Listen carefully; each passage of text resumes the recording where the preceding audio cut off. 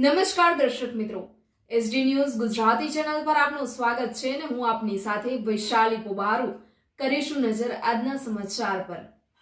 સાદલી શિનોરના સાદલી ગામે 4 વિધર્મીનો હિન્દુ પર હુમલો, ડુંગળીના પૈસાની ઉઘરાણીના મુદ્દે માથાકૂટ કરવામાં આવી।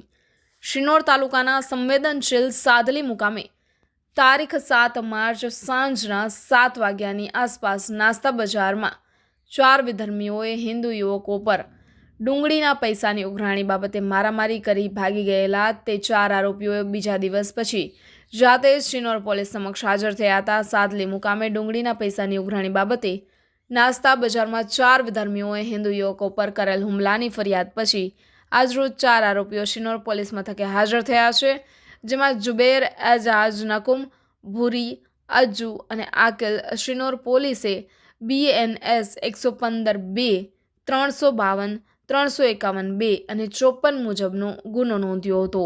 શિનોર તાલુકાના સાદલી ગામે લઘુમતી કોમના 4 યુવકો બીજા દિવસે જાતે જ હાજર થયા હતા, ત્યારે લઘુમતી કોમના યુવકોને પોલીસ રક્ષણ આપતી હોય તેવું લોકમુખે ચર્ચાઈ રહ્યું છે। Reporter Rahul Prajapati, S D news Gujarati, Sinor, Sadhli.